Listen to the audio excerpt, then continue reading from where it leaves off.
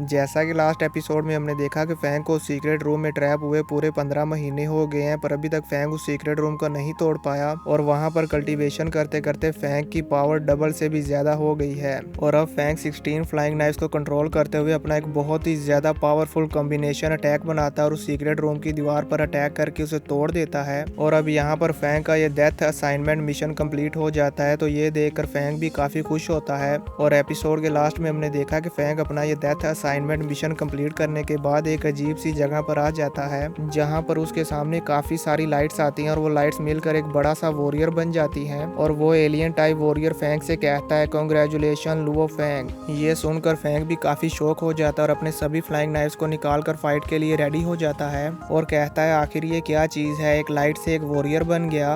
अब आगे episode start होता है और हम एंशिएंट सिविलाइजेशन की बेस का व्यू देखते हैं, जहां पर इंस्पेक्टर वेलिडमीर और बाकी सभी स्टाफ अपना अपना काम कर रहे होते हैं। और इंस्पेक्टर वेलिडमीर वहां पर उन सबको मॉनिटर कर रहे होते हैं और कहते हैं कि एंशिएंट सिविलाइजेशन रूइंस नंबर 9 बिल्कुल नॉर्मल है, इसमें कुछ भी एबनॉर्मल नहीं हो रहा। जिसके बाद वो आराम से कॉफी पीने लगते हैं कि तभी वहां पर डेंजर अलार्म एक्टिवेट हो जाता है, जो देखकर इंस्पेक्टर वेलिडमीर भी एकदम से शॉक हो जाते हैं। ये देखकर वहां पर मौजूद पूरा स्टाफ बहुत ही ज्यादा हैरान हो जाता है, क्योंकि अभी कुछ देर पहले ही एंशिएंट सिविलाइजेशन बिल्कुल नॉर्मल थी और अभी अचानक से ये डेंजर अलार्म एक्टिवेट हो गया और पूरा मॉनिटर सिर्फ डेंजर ही डेंजर दिखा रहा है। तभी वहां पर एंशिएंट सिविलाइजेशन का गेट ओपन होने लगता है, जो देखकर वहां पर मौजूद एक वॉरियर बहुत ही ज्यादा डर जाता है और कहता है, चैनल ओपन हो रहा है। तभी हम मॉनिटर पर देखते हैं कि एंशिएंट सिविलाइजेशन रूइंस नंबर 9 का गेट ओपन हो रहा है, जहां से फैंग ट्रायल देने के लिए अंदर गया था। ये देखकर वहां पर मौजूद सभी मिलिट्री के सोल्जर्स अपने अपने वेपन्स और गन्स लेकर उस एंशिएंट सिविलाइजेशन रूइंस नंबर 9 के गेट के सामने खड़े हो जाते हैं और टारगेट सेट कर लेते हैं कि जो कोई भी चीज उसके अंदर से बाहर आएगी हम उसको मार डालेंगे। अब जैसे ही वो गेट ओपन होता है तो इंस्पेक्टर वेलिडमीर भागकर उस गेट के अंदर चले जाते हैं, तो वो सभी वॉरियर्स भी इंस्पेक्टर वेलिडमीर के पीछे पीछे अंदर चले जाते हैं और वो सभी जाकर उस एंशिएंट सिविलाइजेशन रूइंस नंबर 9 के गेट के सामने खड़े हो जाते हैं, जो कि इस टाइम रेड कलर का नजर आ रहा था, यानी कि यहाँ पर खतरा बहुत ही ज्यादा है। तो वो सभी सोल्जर्स अपना अपना टारगेट सेट कर लेते हैं। तभी अचानक से हम देखते हैं उस एंशिएंट सिविलाइजेशन रूइंस नंबर 9 के गेट से लुओ फैंग बाहर आता है और फैंग बड़े ही आराम से चलते हुए इंस्पेक्टर वेलिडमीर की तरफ आ रहा था, तो इंस्पेक्टर वेलिडमीर भी उसे देखकर पहचान लेते हैं कि ये तो लुओ फैंग है और वो वहां पर मौजूद सभी सोल्जर्स की गन्स को नीचे करवा देते हैं और कहते हैं कि ये कोई खतरा नहीं है। इंस्पेक्टर वेलिडमीर फैंग को देखकर बहुत ही ज्यादा खुश हो जाते हैं, जिसके बाद व्यू चेंज होता और हम लीडर होंग को देखते हैं। लीडर होंग अपने रूम में बैठे कल्टीवेशन कर रहे होते हैं कि तभी उन्हें वहां पर किसी के आने का एहसास होता है,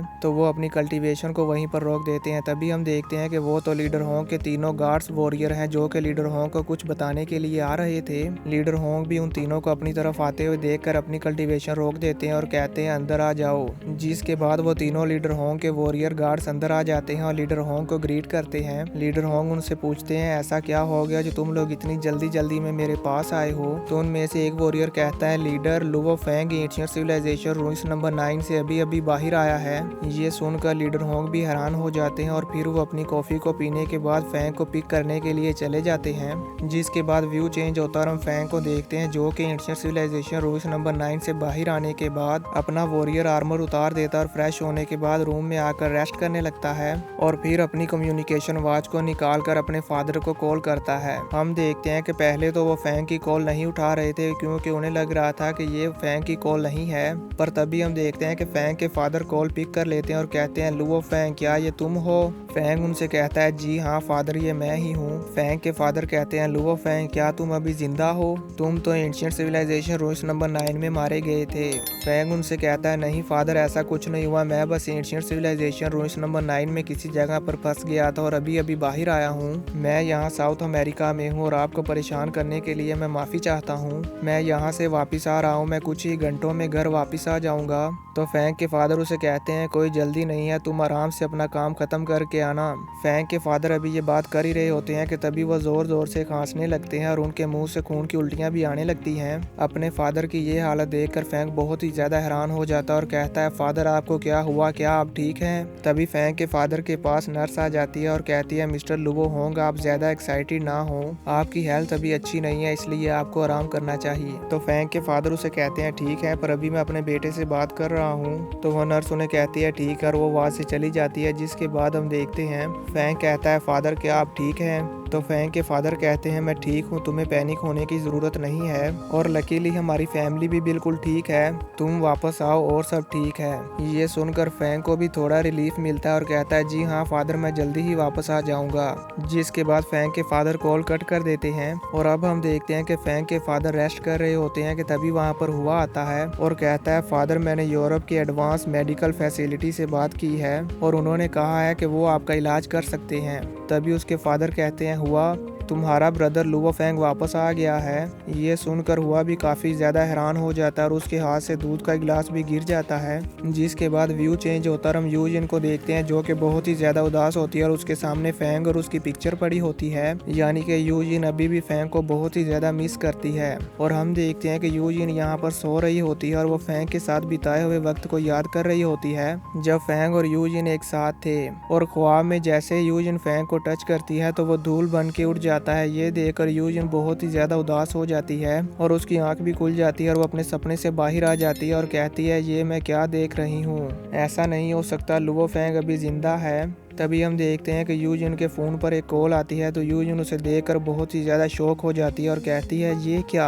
यूजिन इस कॉल को देखकर इसलिए शॉक हो गई है क्योंकि ये लुओ फैंग की कॉल है। अब हम देखते हैं कि यूजिन जल्दी से उस कॉल को पिक कर लेती है और उससे बात करने लगती है। व्यू चेंज होता है, हम लियाओ के विला को देखते हैं जहाँ पर उनका मैनेजर उन्हें बताता है मिस्टर लियाओ, हमारा मिशन फेल हो गया और वो इसलिए क्योंकि लुओ फैंग के ब्रदर लू हुआ ने पहले से ही सारी तैयारी की हुई थी। ये सुनकर लियाओ को बहुत ही ज़्यादा गुस्सा आ जाता है और वो अपने उस मैनेजर पर चिल्लाने लगता है। लियाओ को इतने ज़्यादा गुस्से में देखकर वो मैनेजर भी बहुत ही ज़्यादा डर जाता है। तभी वहाँ पर वेनिना भी आ जाती है और वो बहुत ही जल्दी में आ रही होती है और कहती है लियाओ। तो लियाओ उसे कहता है क्या हुआ, तुम इस तरह से हड़बड़ाई हुई क्यों हो। तो वेनिना उसे बताती है लुओ फैंग वापस आ गया, वो अभी एंशिएंट सिविलाइजेशन रूइंस नंबर 9 से बाहर आया है। ये सुनकर लियाओ को भी बहुत बड़ा शौक लगता है और वो अपने पैरों पर खड़ा भी नहीं हो पाता और पीछे सीट पर गिर जाता है। ये सुनकर लियाओ की सांस भी फूल जाती है और वो अपने पास पड़ा हुआ ग्लास भी अपने हाथों से नहीं उठा पाता क्योंकि उसके हाथ भी बहुत ही ज्यादा कांप रहे थे। जिसके बाद व्यू चेंज होता है, हम फैंग को देखते हैं जो कि अपना वॉरियर आर्मर पहनकर उस एंशिएंट सिविलाइजेशन रूइंस नंबर 9 से बाहर आ रहा होता है और एंशिएंट सिविलाइजेशन रूइंस नंबर 9 से बाहर आने के बाद नंबर 1 को कॉल करता है और कहता है नंबर 1 जल्दी से एंशिएंट सिविलाइजेशन रूइंस नंबर 9 पर आ जाओ और मुझे यहाँ से पिक करो। तभी हम देखते हैं कि नंबर 1 भी बड़ी ही स्पीड के साथ लुओ फैंग की तरफ आ रहा होता है और उसके साथ एक और फाइटर जेट भी होता है और मुझे लगता है कि ये फाइटर जेट लीडर होंग का है जो कि फैंग को पिक करने के लिए आ रहे हैं। इसी के साथ ये एपिसोड खत्म हो जाता है।